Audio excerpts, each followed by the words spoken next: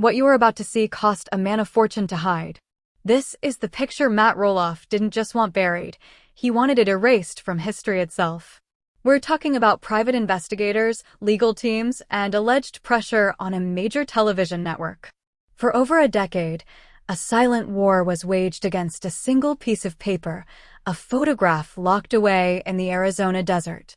The goal was simple: make sure you, the public, never laid eyes on it. But that war has just been lost. Because the past has a way of cracking through even the most expensive silences. This isn't a gossip column.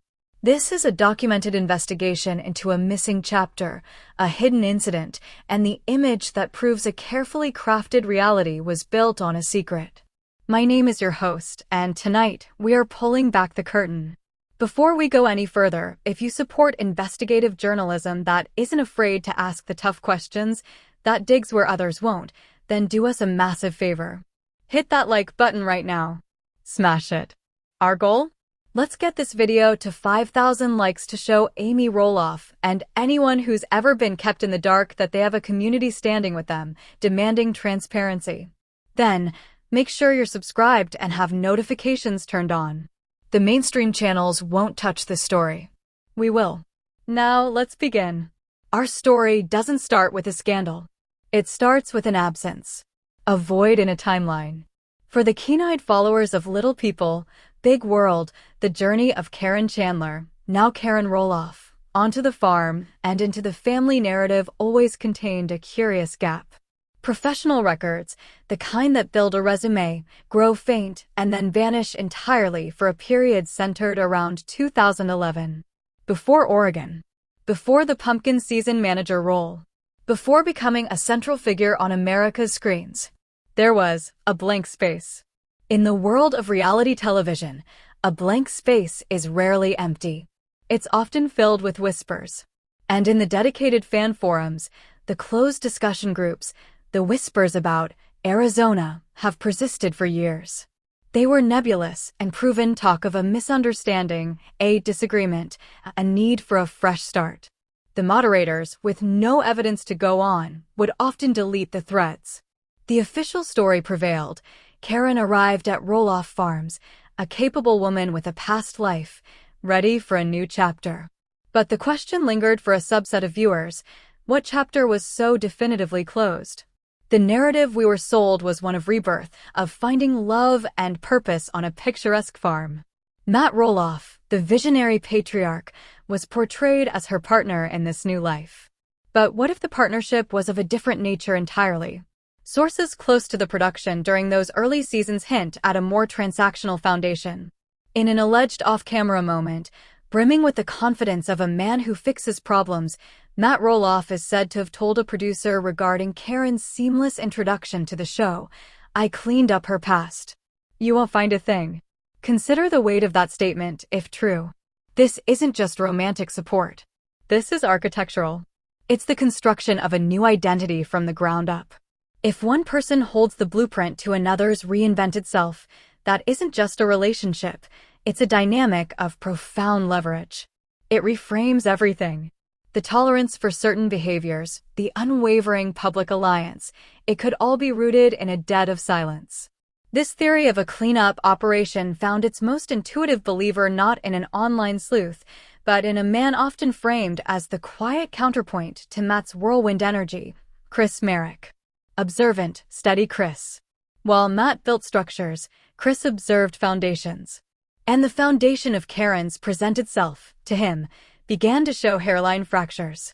He noted, as many viewers did, a certain calculative precision in business dealings, a mastery of narrative control in conflicts. The perfect farm manager, the doting grandmother figure, it felt, at times, like a performance of exceptional skill. Marek's primary concern was, and always has been, Amy's well-being. To understand the full scope of any potential threat or manipulation aimed at Amy, he believed he needed to understand the true nature of the person across the table. And that meant shining a light into that Arizona-shaped void. He needed to find what Matt Rolloff supposedly made disappear.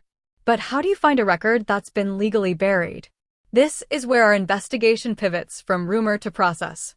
Matt Rolloff is a savvy businessman, but the labyrinth of county court systems is a unique beast. When we talk about erasing something in legal terms, we're often discussing an expungement or a sealing of records. A successful petition means the public database returns a no record found message. It's a digital dead end. For years, that's exactly what any search would yield. The silence was legally enforced. Our breakthrough did not come from hacking or illicit leaks. It came from understanding that the American legal system, while vast, is also a patchwork. It operates at federal, state, and county levels. Sometimes, a record is sealed in one jurisdiction but referenced in another. Sometimes, an old physical archive, not yet fully digitized or covered by a newer sealing order, holds the key. Through meticulous cross-referencing of dates, locations, and alternate name spellings, a process taking hundreds of hours, a document was located. Not a gossip blog post. Not a hearsay social media claim. A document. And attached to that document was an image. This is not a glamour shot. It is not a casual selfie. It is a booking photograph. The lighting is harsh. The backdrop is the sterile, impersonal environment of law enforcement. The person in this photograph bears the unmistakable marks of a moment of profound personal crisis. The expression is one of stark, unvarnished reality, a world away from the smiling, curated persona presented on television. The visual dissonance is jarring. It's the difference between a character and the person behind it. The charge listed on the accompanying record is the second piece of this puzzle. Without speculating or making unverified claims, the nature of the alleged offense is notable because it conceptually mirrors a pattern of behavior that critics of the Rolloff Farms business dynamics have described for years. A specific type of interpersonal and financial maneuver. Seeing that specific terminology on an official document connected to this individual from a time before the farm, before the show, before the reinvention, it transforms whispered critiques into a haunting echo from the past. It suggests that the alleged behavior isn't a new development, but a recurring theme. Why does this matter? It matters because reality television sells us a narrative. It constructs heroes, villains, love stories, and redemption arcs. We invest in these stories. We root for the people in them. When a central character in a 20-year-long family saga is allegedly introduced to the audience under a partially constructed identity, it calls into question the authenticity of every interaction we've witnessed. Were the conflicts genuine? Were the alliances real? Or were we watching a performance built on a hidden foundation? Our breakthrough did not come from hacking or illicit leaks. It came from understanding that the American legal system, while vast, is also a patchwork. It operates at federal, state, and county levels. Sometimes, a record is sealed in one jurisdiction but referenced in another. Sometimes, an old physical archive, not yet fully digitized or covered by a newer sealing order, holds the key. Through meticulous cross-referencing of dates, locations, and alternate name spellings, a process taking hundreds of hours, a document was located. Not a gossip blog post. Not a hearsay social media claim. A document. And attached to that document was an image. This is not a glamour shot. It is not a casual selfie. It is a booking photograph. The lighting is harsh. The backdrop is the sterile, impersonal environment of law enforcement. The person in this photograph bears the unmistakable marks of a moment of profound personal crisis. The expression is one of stark, unvarnished reality, a world away from the smiling, curated persona presented on television. The visual dissonance is jarring. It's the difference between a character and the person behind it. The charge listed on the accompanying record is the second piece of this puzzle. Without speculating or making unverified claims, the nature of the alleged offense is notable because it conceptually mirrors a pattern of behavior that critics of the Rolloff Farms business dynamics have described for years. A specific type of interpersonal and financial maneuver. Seeing that specific terminology on an official document connected to this individual from a time before the farm, before the show, before the reinvention, it transforms whispered critiques into a haunting echo from the past. It suggests that the alleged behavior isn't a new development, but a recurring theme. Why does this matter? It matters because reality television sells us a narrative. It constructs heroes, villains, love stories, and redemption arcs. We invest in these stories. We root for the people in them. When a central character in a 20-year-long family saga is allegedly introduced to the audience under a partially constructed identity, it calls into question the authenticity of every interaction we've witnessed. Were the conflicts genuine? Were the alliances real? Or were we watching a performance built on a hidden foundation? The alleged pressure applied to TLC and other entities to suppress this information takes on a new light. It wasn't just about protecting a private moment of shame. Many people have those. This was about protecting an investment. The entire Rolloff brand, from the farm tours to the TV show to the public image of a blended family success story, is built on a specific marketable truth. This photograph, this record, represents an alternate truth, a conflicting narrative. In the world of branding, that is an existential threat. Let's talk about Amy. Throughout this series, Amy Rolloff has often been portrayed as emotionally reactive, sometimes resistant to Matt's grand visions. But what if her intuition was picking up on something she couldn't fully articulate? What if the difficulty in their business and personal negotiations was rooted in her subconscious sensing a dynamic she wasn't fully aware of, a dynamic where her former husband held a powerful card over his new partner that ensured her compliance? Amy's journey to find her voice and her own path away from the farm takes on a new layer of resonance if she was, in effect, negotiating in the dark. This revelation also reframes Marek's role. His quiet, methodical nature was sometimes edited as a lack of engagement.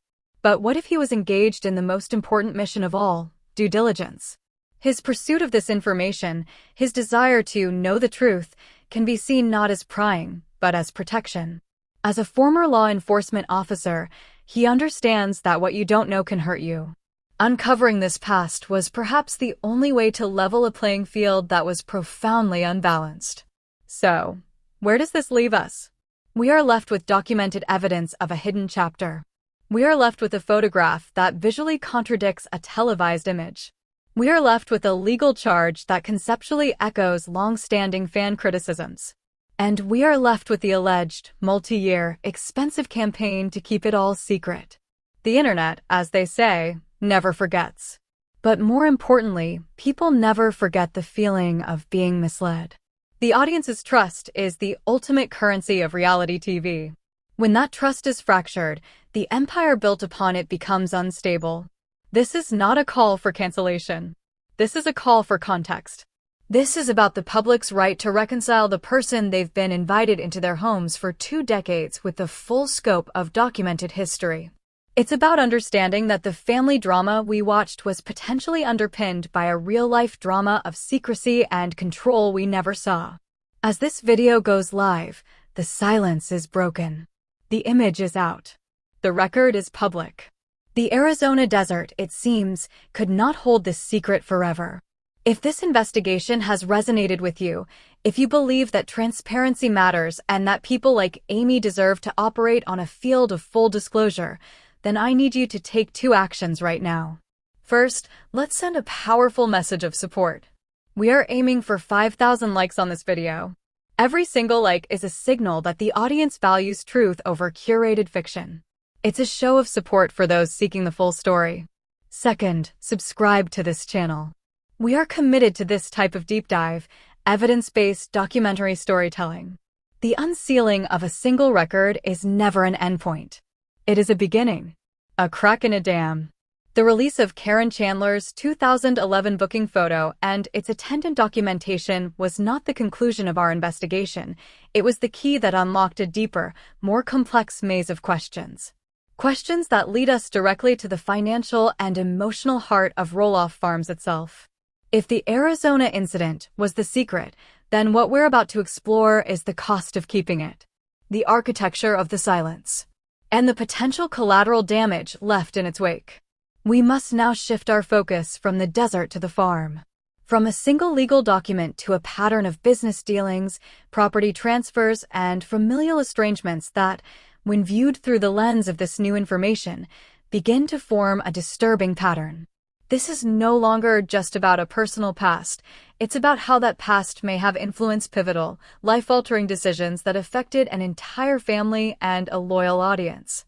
Let's re-examine a pivotal moment in the Little People, Big World saga, the sale of the big house and the division of the farm. On screen, this was framed as a practical, if painful, business decision following Matt and Amy's divorce. Amy wanted out, Matt wanted to keep the farm whole, and a compromise was negotiated. But off-screen, sources describe a negotiation process that was far from standard. It was, in the words of one individual present for some of the discussions, a war of attrition, characterized by sudden shifts in terms, emotional pressure, and a leveraging of deep-seated familial bonds. Here is where our discovered documentation provides critical, shocking context. At the very time these high-stakes negotiations over multi-million-dollar assets were reaching their peak, Matt Rolloff was allegedly engaged in another, parallel financial effort, the ongoing containment of the Arizona record. According to financial forensics examined by our team, piecing together publicly available legal filings, property liens, and business expenditure reports, there were significant, irregular outflows of capital from Matt's business entities during this period. These weren't for farm equipment or new pumpkin patches. They were routed to private legal firms in Arizona and California specializing in record expungement and online reputation management. Consider the implication. The same mind, the same resources, orchestrating two simultaneous campaigns, one to acquire full control of a family legacy, the farm, and another to bury a personal legacy, the booking photo. Both required immense strategic pressure. Both aimed for total control of a narrative. The tactics, according to our analysis, may have been eerily similar. In the farm negotiations, former confidants suggest Amy was often presented with binary, high-pressure choices. Take this buyout offer now, or the entire farm's financial stability could collapse, jeopardizing everyone's future.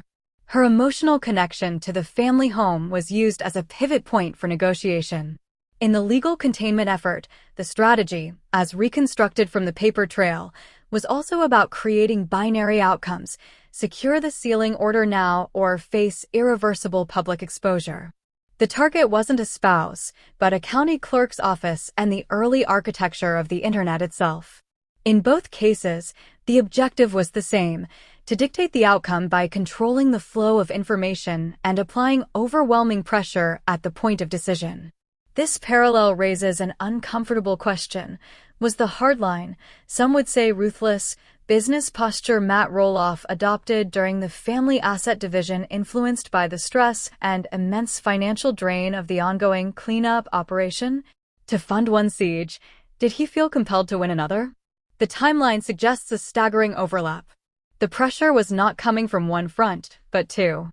And Karen Chandler, now Karen Rolloff, was the nexus of both. Her future was tied to the farm's ownership, and her past required a fortune to hide. This brings us to the most tragic figures potentially caught in this crossfire: the Rolloff children. Specifically, Zach Rolloff.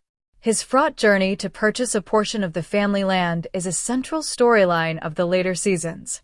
The on-again, off-again negotiations, the feeling of being strung along, the final, heartbreaking collapse of the deal, it played out as a classic father-son conflict. But what if the strings being pulled were attached to a much heavier, hidden weight? A source deeply familiar with the internal family dynamics during this period paints a picture of a father distracted and intractable. That's my way or the highway attitude was always there, they said. But during the talks with Zach, it was calcified. It was immovable. There was no flexibility, even when creative, family-friendly solutions were proposed by others. It was as if he couldn't afford to lose a single dollar or concede a single inch of control. The question is, why? Was it pure business principle? Or was the financial reservoir he could draw from for a generous family deal being steadily drained by six-figure legal retainers in another state? Let's analyze Zach's final, frustrated public statements. He didn't just speak about a failed business deal. He spoke about a lack of good faith, about shifting goalposts, about a process that felt personal. When a negotiation stops being about numbers and starts being about perceived power, something else is often at play. If Matt was, consciously or not, fighting to maintain absolute financial and narrative control on all fronts, the farm, his public image, Karen's past, then any request from his son, however reasonable, could feel like a dangerous concession, a weakening of his position. In this light, Zach wasn't just bargaining for a piece of land. He was inadvertently bumping against the fortified walls of his father's broader, secretive campaign for total containment. The fallout was profound. The emotional rift between Matt and Zach, and by extension Zach's family, is now a central, sad theme of the show. A grandchild's access to his grandfather is mediated through tension. And the audience is left to wonder, did it have to be this way? Was this fracture an inevitable family drama, or was it exacerbated by external, hidden pressures consuming the patriarch's focus and resources? Now, let's turn our attention to the other person in the booking photo. Not the image itself, but the charge. Without repeating the specific allegation, its nature, involving a breach of trust in a custodial or fiduciary role, creates a haunting echo when we look at the management of Rolloff farms after Karen's ascent. Following her marriage to Matt and her formalized role, there was a systematic shift in the farm's operational management. Long-time, loyal employees, some who had been with the family since the show's inception, found themselves sidelined or departing under vague circumstances. One former employee, speaking on condition of anonymity for fear of legal retribution, described the atmosphere as a slow-motion coup. Decisions that used to be made by Matt, or with Amy's input, were suddenly funneled through Karen, they said. Budgets for seasonal events were rerouted. Vendor relationships of 15 or 20 years were abruptly canceled and replaced. It wasn't about efficiency. It was about re-centralizing control. And the financial paper trail. It became harder to follow. Things were moved between different business entities she helped set up. This former employee's account is not a singular one. Multiple sources have described a consolidation of operational and financial oversight under Karen's purview. On television, this was edited as Karen taking the reins, modernizing the business, being the capable partner Matt always wanted. But through the lens of the Arizona document, a more concerning pattern emerges. The alleged behavior cited in the past, a specific type of interpersonal and financial maneuver, finds a thematic cousin in the present-day allegations of business consolidation and the alienation of longtime associates. It is a pattern of establishing control over assets and information. This is not to draw a direct legal equivalence. It is to highlight a persistent behavioral signature. When someone is alleged to have operated a certain way in their personal life during a crisis, and then years later, trusted individuals report a similar modus operandi in a professional, high-stakes environment, it demands scrutiny. It suggests the past was not an anomaly, but a reflection of ingrained strategic instincts. The most compelling evidence of this control paradigm is the handling of the farm's public narrative itself. For years, the official Rolloff Farms social media channels, websites, and public relations have meticulously crafted an image of rustic, familial harmony. Any criticism in comment sections was often met with deletion or aggressive, legalistic rebuttals from accounts linked to the management. The message was clear: the narrative is ours to control. This instinct for narrative control mirrors, on a public relations level, the same instinct that allegedly sought to control and erase a damaging private narrative from Arizona. The scale is different, but the impulse is identical. Now we arrive at the breaking point: Amy and Chris Marek's wedding. This public celebration of a new beginning for Amy was, by all accounts, a beautiful event. But behind the scenes, sources indicate it became a flashpoint. The issue? Information control. According to individuals involved in the wedding planning, there were attempts, allegedly stemming from Matt and Karen's camp, to influence the guest list, the vendor selection, particularly photographers, and even the narrative that would be released to the press. The unspoken tension, our sources suggest, was about ensuring no unforeseen element, no unvetted photographer, no off-message guest, could disrupt the carefully balanced public image of the extended Rolloff family. It was, in microcosm, the Arizona principle applied to a wedding: manage all variables, control all outputs. For Chris Marek, this was the final confirmation. The man who had quietly sought the truth about Arizona now saw its philosophical counterpart playing out in real time, aimed at the most important day of his and Amy's life. His protective instincts, now fully informed by his investigative discoveries, shifted into high gear. He became the firewall. He ensured the wedding was Amy's day, free from the undercurrents of narrative management. This assertive stance by Chris, this refusal to concede control, is likely what has led to the palpable and reported frost in his current relationship with Matt. It's not a simple personality clash. It is a fundamental conflict between two worldviews, one that believes in managing truth and one that believes in exposing it. So, what is the sum total of this decade-long endeavor of secrecy? What has the cost been? The financial cost, while exact figures are shielded, a conservative estimate, based on standard rates